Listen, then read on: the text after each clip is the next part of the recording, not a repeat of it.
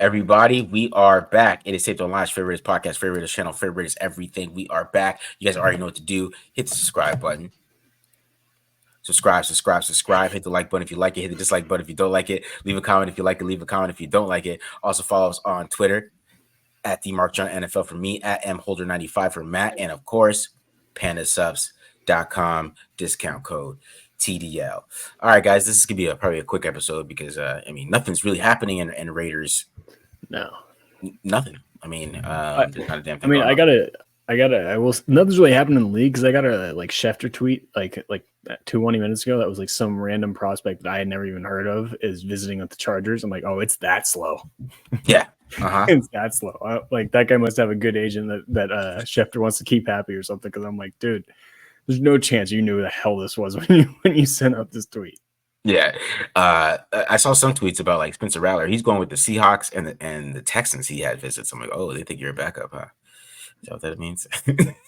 The Texans with the Texans, yeah. By the way, NC State Savion Jackson doesn't even ring a bell. That was the Schefter tweet. That's the level at. But yeah, Rattler going to Seattle makes sense. But yeah, Houston, that's interesting. Yeah, pre-draft visit. So kind of lets us know how the league thinks about him. But not really too many other. The Commanders are doing Jaden Daniels, which we knew that's gonna happen. Yeah, it's getting crazy. To see who's gonna be that second quarterback taken because Caleb is obviously the first one, and it's gonna be interesting to see who is the second guy. Is it Drake May, or are they lying to us, or is Drake May gonna fall? Is it JJ McCarthy, or is it Jaden Daniels? My guess right now would be Jaden Daniels. I don't know. What are you thinking right now, Matt? This is just some random conversation. I like Drake May a little bit better than Jaden Daniels. I'm in that camp, but I do feel like with how as far as like guys being ready to go, like I feel like the Commanders like this year for whatever reason, like they've gone after it in free agency. They had a ton of money to spend, but they did not attack free agency like you would think a rebuilding team would, where they sign the younger free agents and maybe overspend for those guys. They just went after they signed like Bobby Wagner. Yeah. For example. So I could see them wanting to go with Jaden Daniels to win right away. Mm-hmm. And either guy's a pretty damn good player in my opinion. So plus I think Jaden might be a little bit better if Cliff wants a mobile quarterback. Not that Drake May can't run. I think that is an underrated part about his game, but obviously Jaden Daniels is the better runner of those two. So yeah, I kind of think it's going to be that way. I kind of lean towards, or like I said, if it was me, it'd be May, but I kind of lean towards Jaden Daniels to give myself that little cop out to answer the question with both answers, I guess there.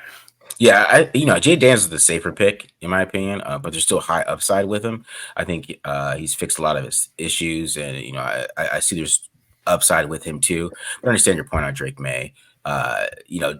It's just with Drake May, like all the NFL former quarterbacks, they're all low on Drake May. JT O'Sullivan had him at 4, which he had JJ McCarthy over him, which I was like, oh man, I don't know if I could do that. But that's really interesting to him. And he's like, oh, interesting. What does that mean? I was like, it was you had JJ McCarthy over Drake May, bro. That's very interesting to me. So, especially when you're former NFL quarterback, and so I kind of wonder if the NFL and quarterback coaches are kind of thinking the same thing as all these former NFL quarterbacks. I've seen Kurt Warner do it.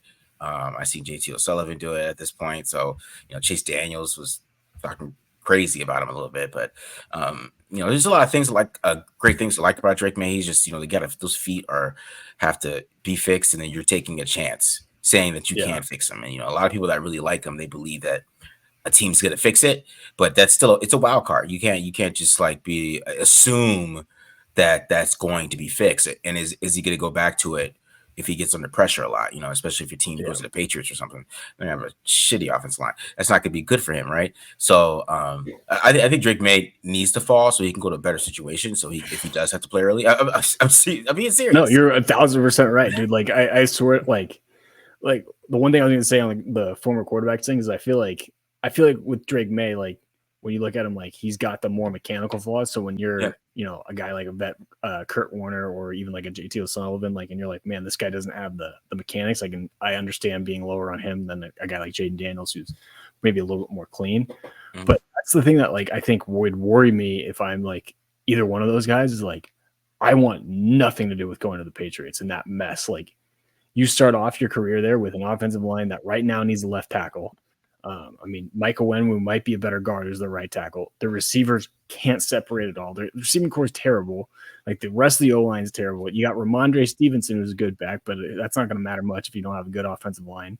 You know, first-year head coach, a new GM and Elliott Wolf. Like New England is a hot mess right now, and nothing to do with it. Like I was writing an article for Bleacher Report on like the best situations for like or best fits for like the upcoming quarterbacks, and I'm like, I'm not even going to consider the Patriots because I'm not going to sit here and say that Patriots are good for anybody to go to.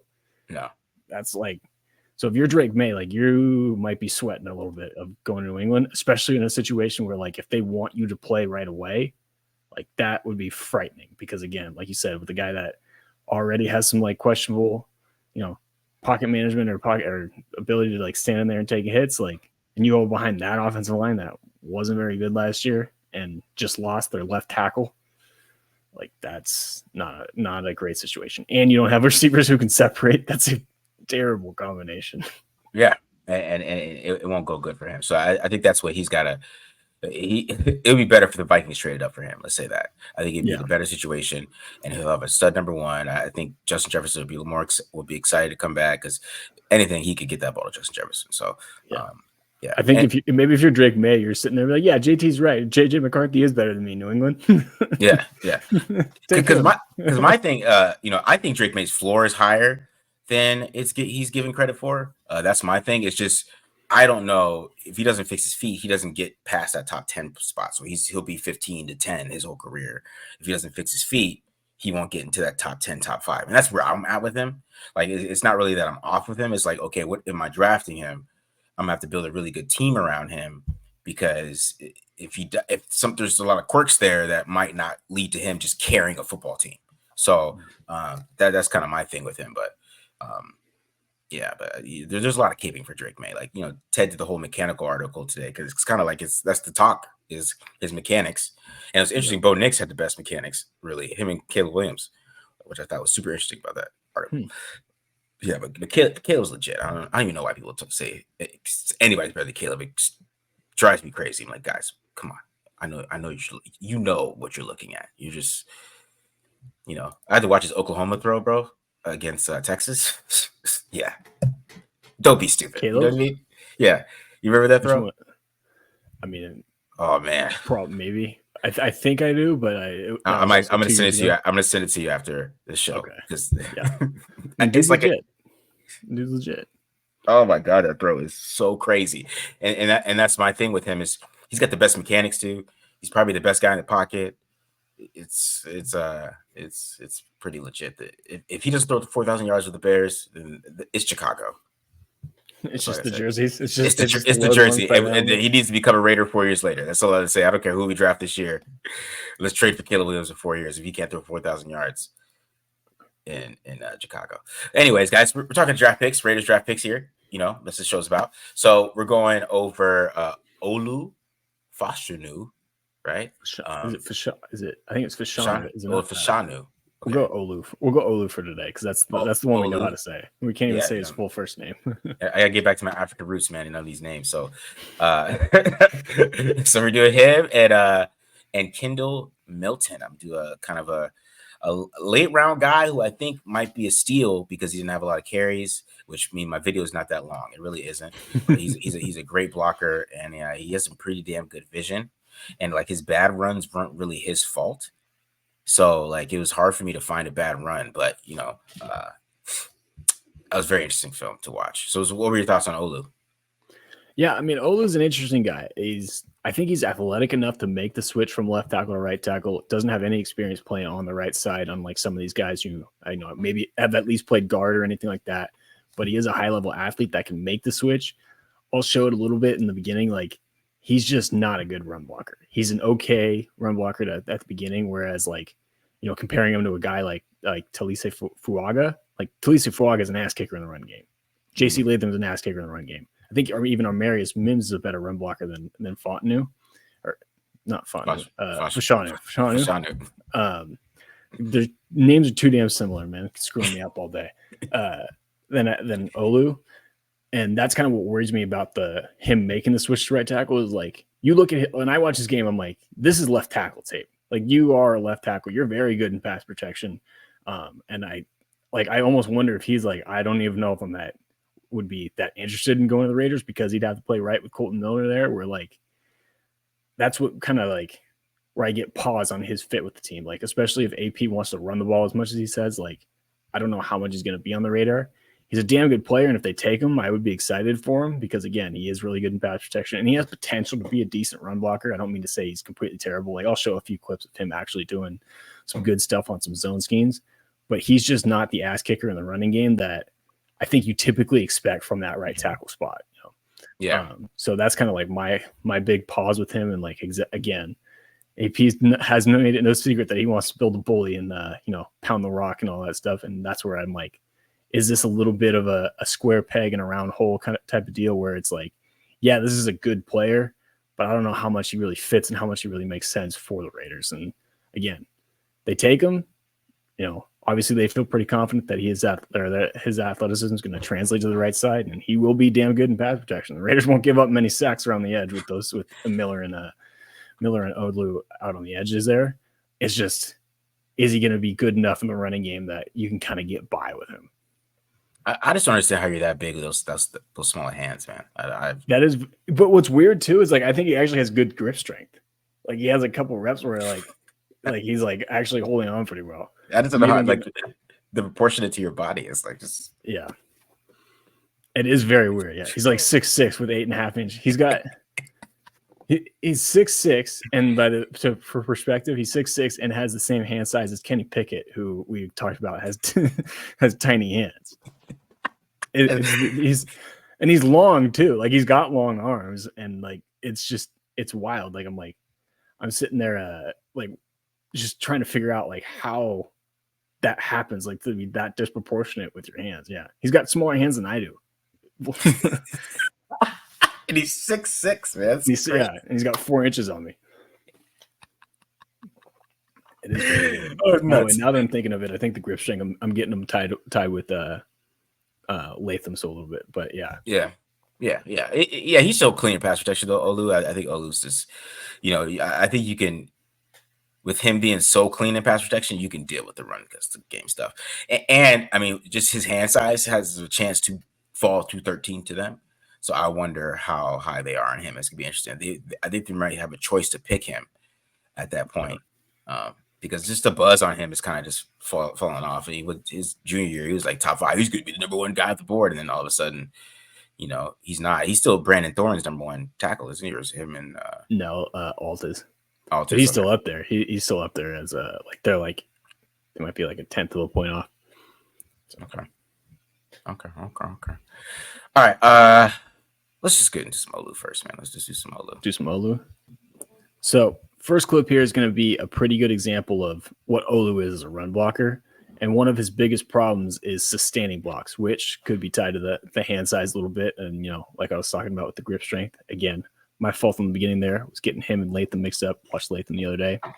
But this to me is a perfect example because this rep starts off great. Like, he gets out of his stance. Like, he's going up against a guy that pre-snap has a leverage advantage on him, right? A little bit. And he's going to end up covering him up. And we're good right up until about here, where he just kind of loses control of the block. This guy escapes and ends up getting involved in the tackle. I'm going to back this up and show you why. Watch his base.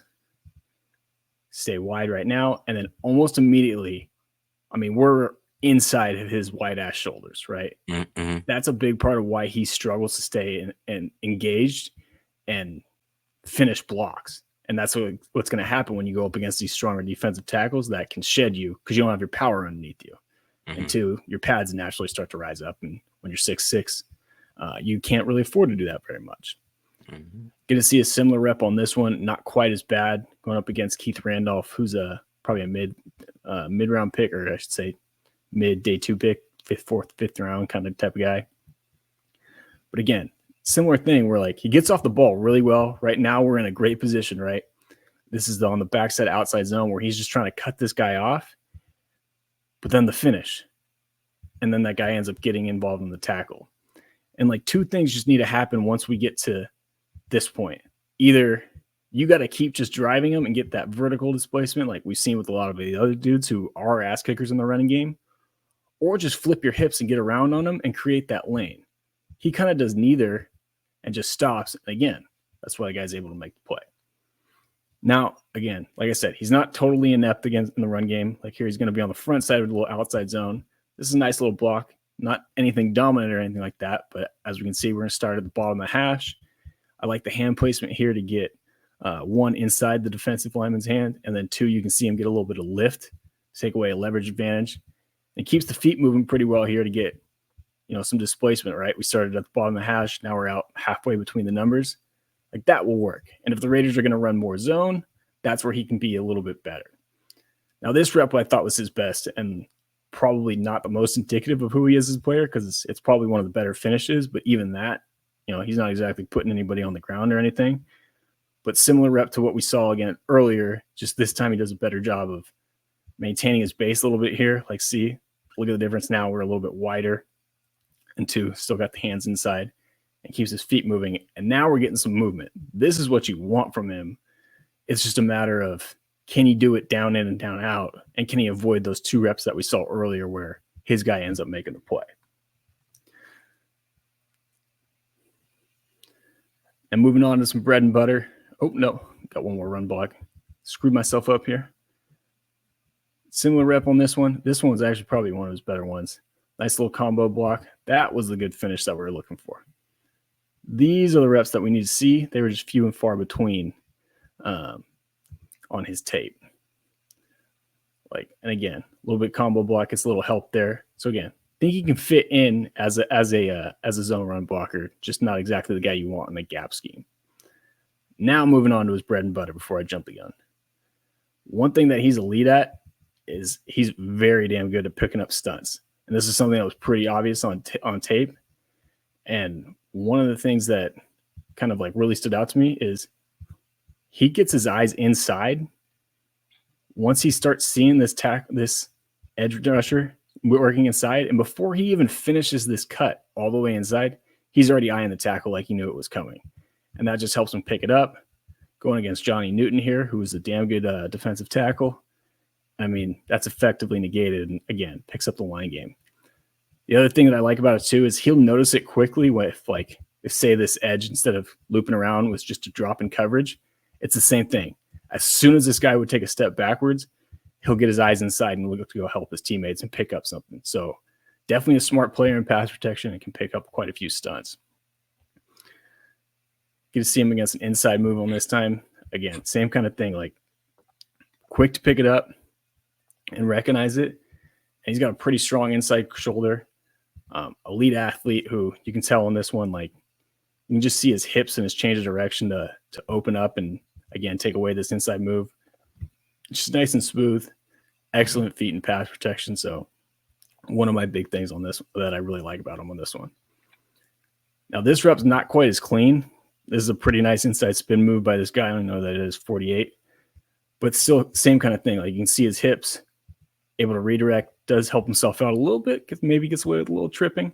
But hey, use what you can, and still is able to stay in front. Not the cleanest again, but again, the ability to recover and just move laterally and open his hips really helps him out in the against those inside moves. It's ridiculous, kind of. It is. It really is, his ability to recover. This time we're going to get a good rep with him turning speed to power, or against a pass rusher turning speed to power. And one thing I really like about him is you see his hands. Now he does get a little wide, obviously exposes his chest, and this isn't the greatest base in the world. So I think against the guys like the Khalil Macks of the world who are really good at turning speed to power, he might have some trouble. But the ones that aren't elite at that, his upper body strength and ability to just sit down and anchor really damn impressive. You'll see right here, he's got a good knee bend right here to kind of set his base, whatnot. Back this up for a second. I pointed this out earlier. Just the upper body strength if we notice where the Iowa edge defender is now, versus at the end of this rep, like that's just pure power. And that's how you negate and stop somebody's rush, right? You want to shift their momentum from going into you and into the quarterback to up to get that upward lift and upward movement. And then you only can be able to do that if you are a damn strong dude, which he is. That's an elite rep right there. Yeah. This one too, similar rep. Again, can get a little wide with his hand placement. Same type of thing. Just perfect. Set the corner. And I mean, he's able to make contact too before this pass rusher can really even start his move. And then just sits there. Like that's a lot of his tape. His tape's honestly kind of boring because he just does it play in and play out. I know it is. His tape is super boring. I mean, a lot. Yeah. It is pretty boring because he's just so damn good at pass protection. It's like, okay, so let's get to the run plays. Let's see what you. Yeah, exactly. And unfortunately, that's not anything exciting either. But yeah, I mean, dude is a straight up beast. Like I'm not gonna lie, like he is a really good dude in pass protection. And again, as far as those type of reps go, like he's the guy that you want out there. It's just a matter of can you get away with him in the run game, and can you trust him enough there? And that's my biggest concern with him fitting with the Raiders is that going to be good enough for him to play right tackle?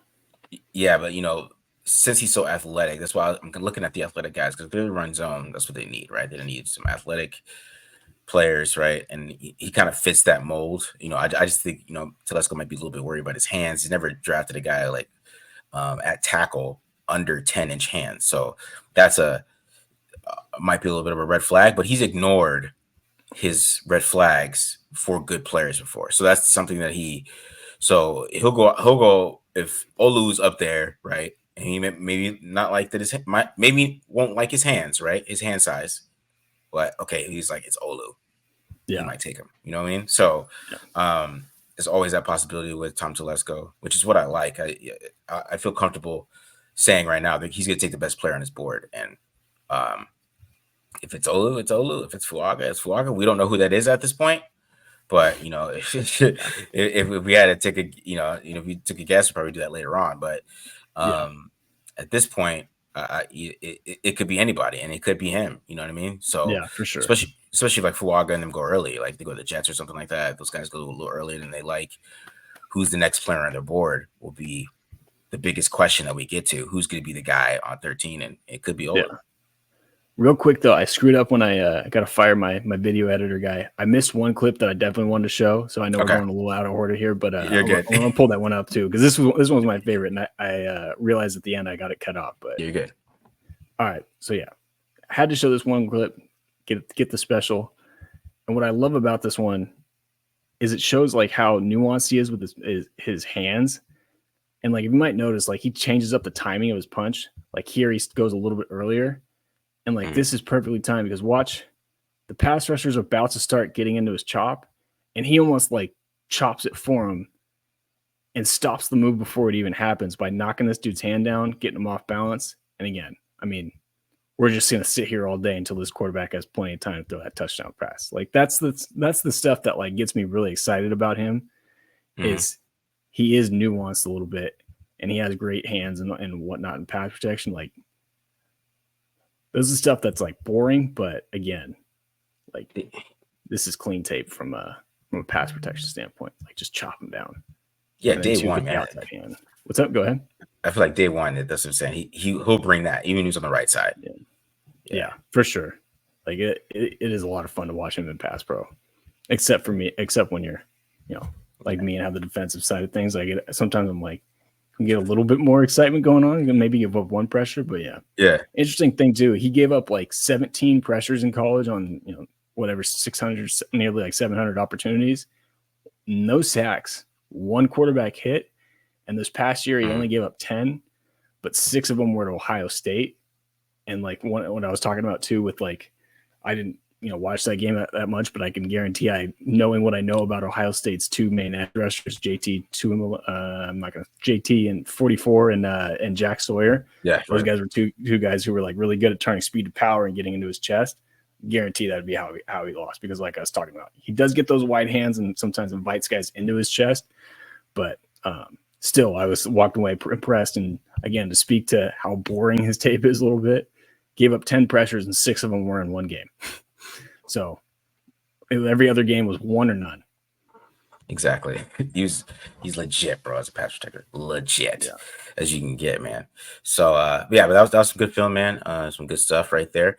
So we'll get into some Kendall Milton. So I did Kendall Milton today because if the Raiders draft a running back, it's going to be later on. I don't think they're going to do like Jonathan Brooks or something like that. Even though Jonathan Brooks falls to 44, I might do it. But just watch some of his film because he's the perfect fit. They run zone. There you go. There's your outside zone dude right there, Jonathan Brooks. So, but I think Milton runs zone. Not a lot of outside zone you see in this film, a lot of inside zone, but still part of the zone run game. You see a little duo, little zone in here. But I think he just is under the radar guy because he didn't get a lot of carries.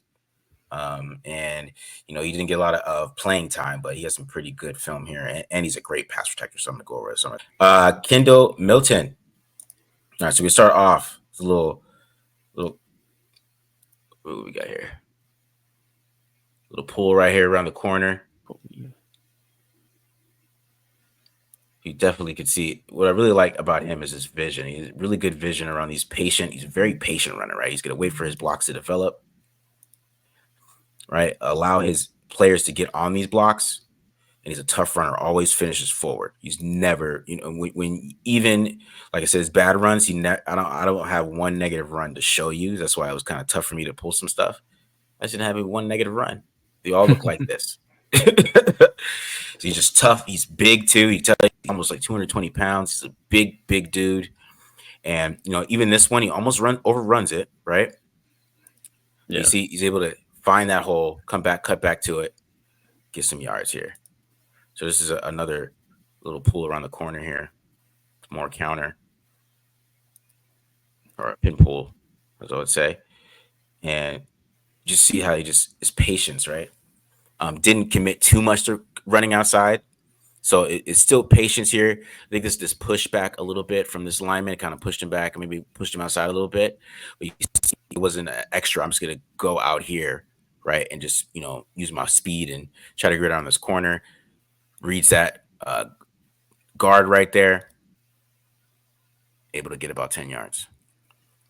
And he's not easy to take down, as you can see, guys. Not easy to take down. So here's another one. Here we get a little split inside zone. And what I like about this one is kind of how the patience, right? He's, like I said, he's never rushing through the hole, but he can accelerate really fast, right? So he's never in a rush. Everything's patient. So he's kind of set it up, right? Allows his block to develop.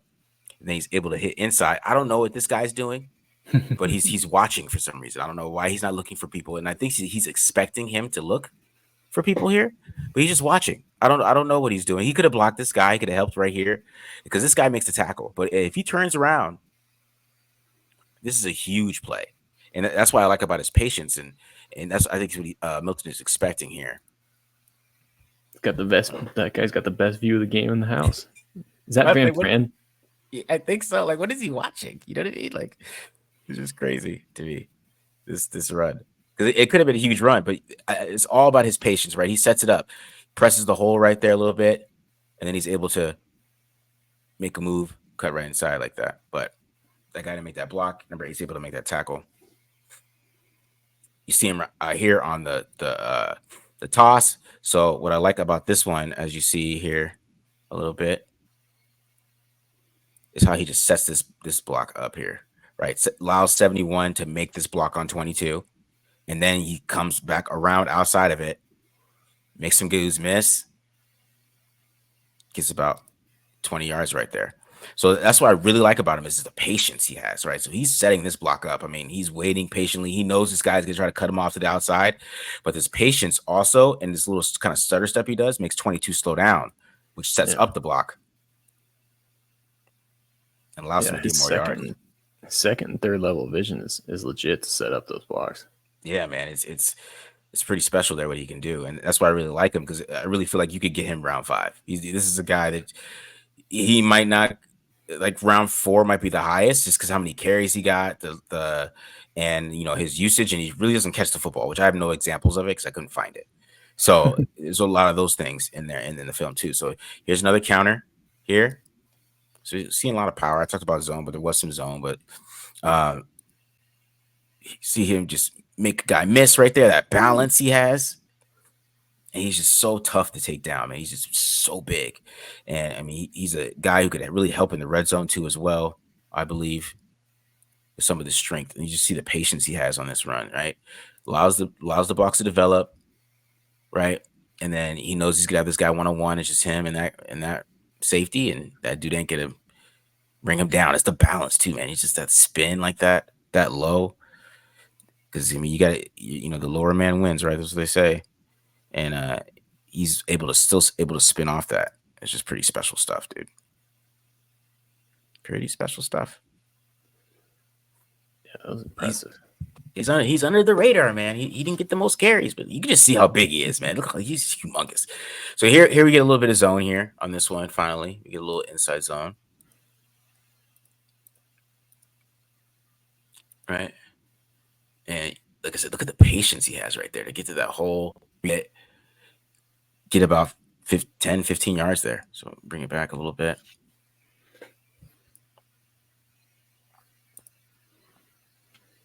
Those guys. All right. So watch one more time here on the inside zone. Just the patience. He sets it up. He knows exactly where he's going, right? But he wants to. He's the patience kind of just keeps these linebackers from committing. 8 doesn't get to commit, which allows the center to get up to him, and then he's able to make those plays. So I mean, his patience is pretty damn special, man. It's a thing. It's a thing of beauty. So here we go. A little more inside zone here too, as well. And you can see how he kind of where his eyes are looking at, right? His eyes are looking here, holds these linebackers a little bit that he might go through this hole because there's a hole there. But no, he's coming here, right? So he's setting this boy up. And he's able to get to that hole, get past them with speed, make a guy miss, touchdown.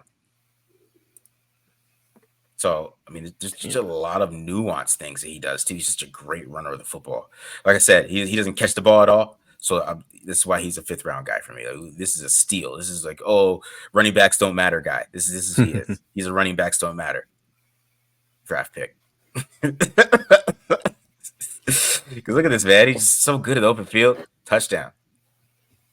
And this is a regular thing, man. So here's another one. Him.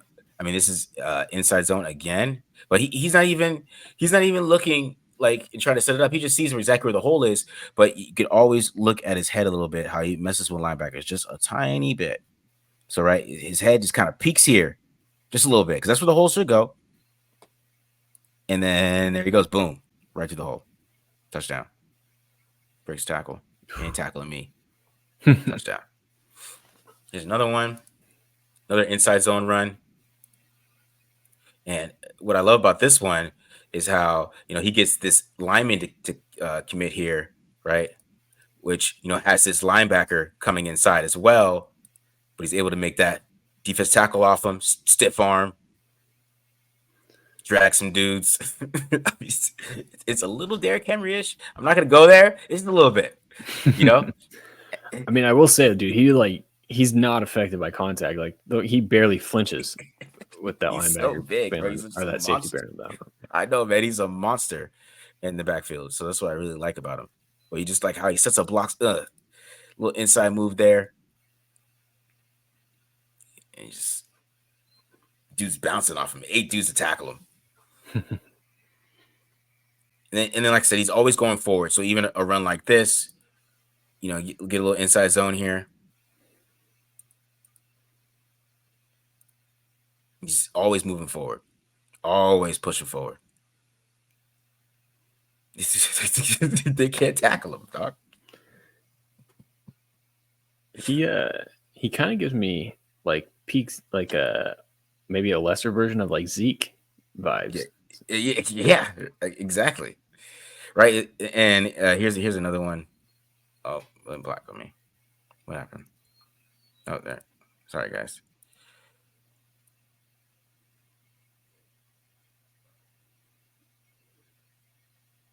Here we go. Back here. Another counter run. You see just how he sets it up. See how he's patient and he's able to get skinny through this hole right here. Yeah.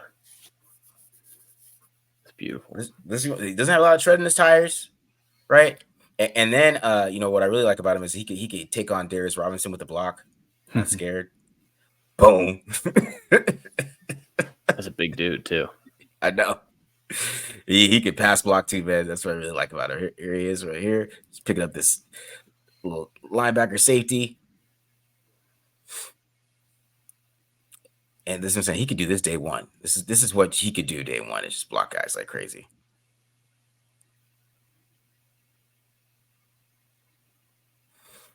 Here's another one. He's going to pick up another linebacker here. Boom. Made a good block there. Push that guy right around Carson Beck. Allows him to get a good throw off. So, I mean, Kendall Milton, I mean, he is legit here. He's picking up another linebacker here, a safety. Lifts him off the ground. Ooh.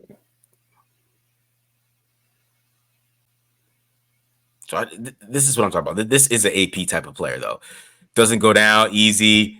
Sets the tone. The fourth quarter, you don't want to tackle him. Yeah. And that's AP's really alike. So, yeah. So that is Kendall Milton. So did he not get? I know you said he didn't do much in the past or as a receiver. Did he not get targeted, or did he?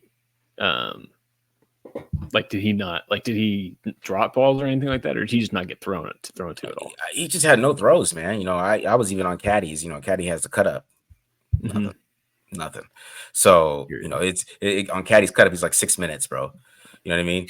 That's what his carries are. But he's effective on every single time he got the football, man. And especially like late in the game, they didn't want to tackle him anymore. So like a lot of those touchdowns I was showing, those were late in the game. Those were late in the game touchdowns, third quarter, fourth quarter touchdowns of him just ending the game for Georgia because the teams didn't. It's late in the game.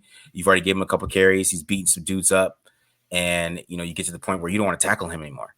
And because he plays, he's ferocious. He doesn't mind contact.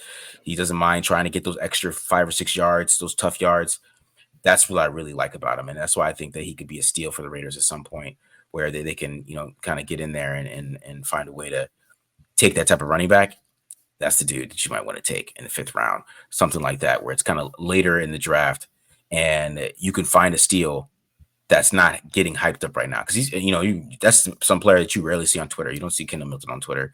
He's not getting, there's not a lot of hype around him, not a lot of buzz. So, the Raiders can definitely pounce on him in the later rounds for sure.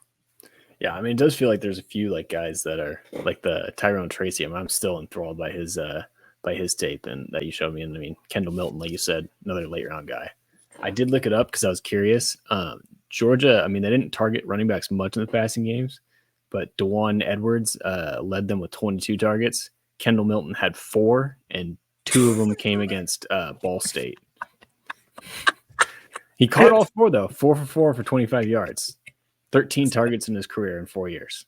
So, yeah, he just was not involved in the passing game. At all. He was in there to block, though. He could block for Carson Beck all day, right? That's for sure. So I don't know if he can catch or not. That's what I was like. I don't know. I have no idea. And that's why he's going 5th round, because we don't know. That's why I feel like that is a day 3 steal. Because, I mean, he first and second down, I mean, Kendall Milton comes in late in the game. And, him and Zamir White, they can end some football games. And it keeps Zamir White fresh. And like I said, he won't have a lot of tread in his tires. The dude is fresh, too. He's got some young legs. So that's what I really like about him a lot. Yeah. That when you showed it was legit. Like I said, he like obviously not the same caliber or whatever because Zeke was the 4th overall pick, but just like that one run where he splits those like offensive linemen and just runs behind his pads. Like he kind of has that similar type of running style with that forward lean where, like you said, he's always falling forward, getting those extra 1 or 2 yards, which can be the difference between being in 3rd and long and 3rd and short, or even moving the chains a little bit. So that was some nice tape. I like what I saw. Like I said, definitely feel like there's a good amount of like day 3 running backs that the Raiders want to go after one and add one of these guys. Like they'll have options. Yeah, for sure. All right, guys. Hopefully you enjoyed that episode. That was Kendall Milton and Olu Fashanu. I think I'm saying that right, but I hope I landed that the last time. But hope you guys enjoyed that. Definitely some guys the Raiders should be looking at, and definitely players that the Raiders might end up drafting, especially if Olu falls to them. It could be a possibility. And Kendall Milton, I feel like could be a steal late, early day 3 or even deep into day 3. So hope you guys enjoyed this episode. Like I said, subscribe once again. And, of course, we'll be back this weekend doing some more damn draft stuff. Probably do something Friday night. And, I'm gonna do some more quarterback stuff because I know you guys love the quarterback memberships. I'm gonna get some of those cut ups out there too. Check out Bo Nix and Michael Penix and all that good stuff. So we're out of here, guys. Peace. Peace.